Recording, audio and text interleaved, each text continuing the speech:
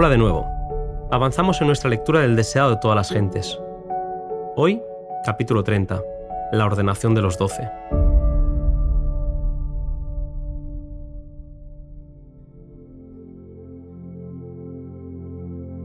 En las escenas de la naturaleza era donde Jesús disfrutaba de forma especial de la conexión con su Padre. Al lugar de retiro que el Salvador amaba, condujo a sus discípulos, y en la mente de ellos los sagrados incidentes de aquel día quedaron para siempre vinculados con la belleza de la montaña, del valle y del mar. Jesús pasó toda la noche en oración por ellos, mientras ellos dormían al pie de la montaña. Al amanecer, los llamó así porque tenía algo importante que comunicarles. Jesús los había llamado para enviarlos como testigos suyos, para que declararan al mundo lo que habían visto y oído de él.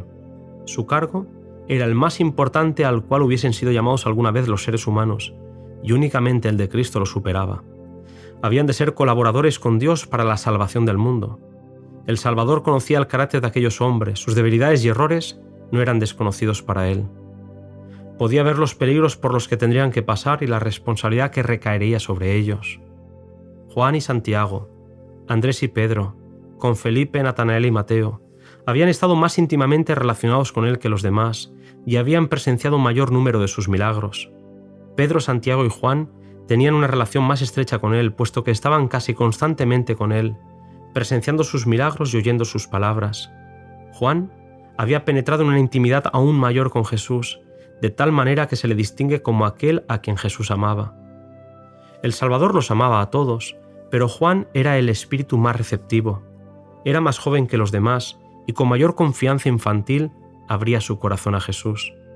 Así, llegó a simpatizar más con el Salvador y por su medio fueron comunicadas a su pueblo las enseñanzas espirituales más profundas acerca de Jesús.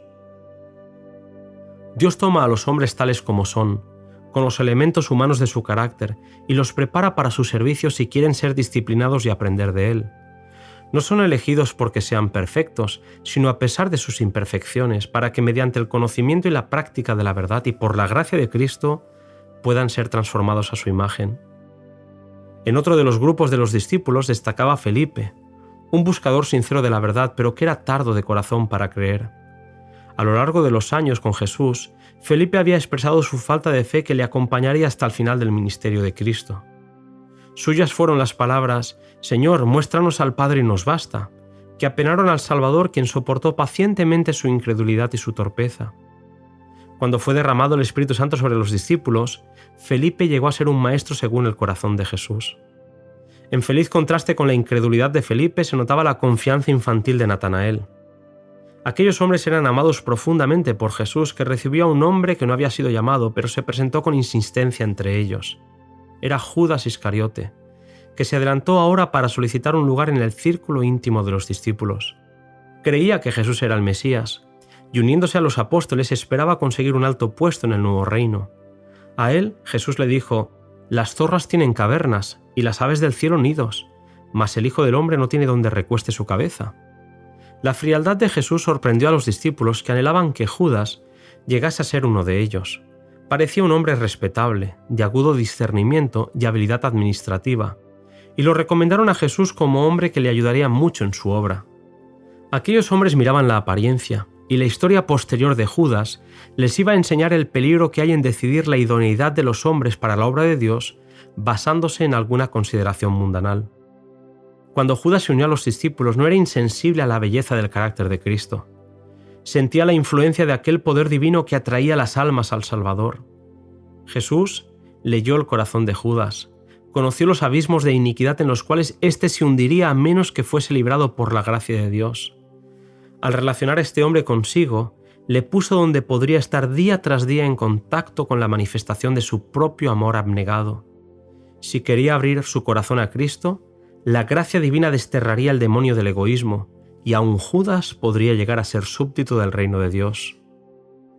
Judas tuvo las mismas oportunidades que los demás discípulos. Escuchó las mismas preciosas lecciones, pero los requisitos de Cristo contradecían sus propios deseos. Se creía suficiente de por sí mismo y en vez de resistir la tentación continuó practicando sus fraudes, a pesar de los intentos de Jesús por presentarle los resultados de su codicia. Con paciencia divina Jesús soportó a este hombre que estaba en el error, a la par que le daba evidencia de que leía su corazón como en un libro abierto.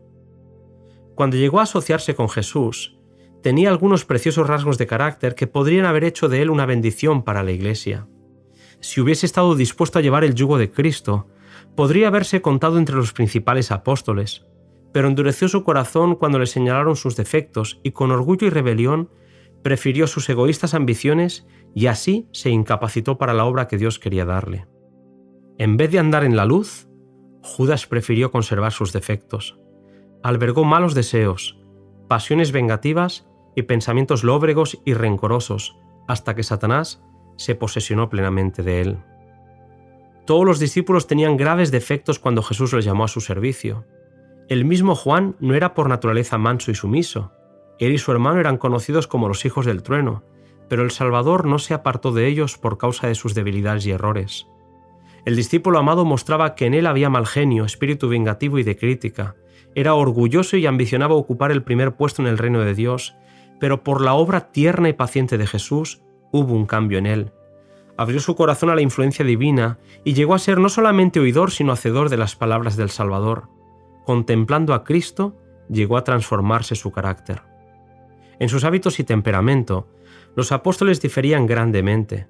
Fueron reunidos con sus diferentes defectos, todos con tendencias al mal, heredadas y cultivadas, pero en Cristo y por su medio habían de habitar en la familia de Dios, aprendiendo a ser uno en fe, doctrina y espíritu. Las lecciones del Maestro harían armonizar todas las diferencias, poniendo a los discípulos en unidad hasta hacerlos de una mente y un mismo criterio. Cristo es el gran centro, y ellos se acercarían el uno al otro en la proporción en la que se acercasen a Jesús. Cuando el Maestro hubo dado su instrucción a los discípulos, congregó al pequeño grupo en derredor suyo, y arrodillándose en medio de ellos y poniendo sus manos sobre sus cabezas, ofreció una oración para dedicarlos a su obra sagrada. Así, fueron ordenados al ministerio evangélico los discípulos del Señor. Como representantes suyos entre los hombres, Cristo no elige a ángeles que nunca cayeron, sino a seres humanos, hombres de pasiones iguales a las de aquellos a quienes tratan de salvar. Cristo mismo se revistió de la humanidad para poder alcanzar a la humanidad. La divinidad necesitaba de la humanidad porque se requería tanto lo divino como lo humano para traer salvación al mundo. El que llamó a los pescadores de Galilea está llamando todavía a los hombres a su servicio, y está tan dispuesto a manifestar su poder por medio de nosotros como por los primeros discípulos. Por imperfectos y pecaminosos que seamos, el Señor nos ofrece asociarnos consigo para que seamos aprendices de Cristo.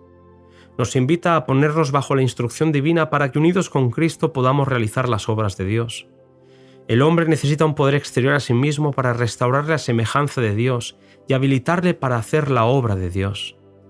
Elena White termina este capítulo con estas palabras: hemos de colaborar con los ángeles celestiales para presentar a Jesús al mundo. Con avidez casi impaciente, los ángeles aguardan nuestra cooperación, porque el hombre debe ser el medio de comunicación con el hombre. Y cuando nos entregamos a Cristo en una consagración de todo el corazón, los ángeles se regocijan de poder hablar por nuestras voces para revelar el amor de Dios. Hasta aquí, queridos amigos, el resumen de este capítulo. Nos volvemos a encontrar en el siguiente, cuyo título es El Sermón del Monte.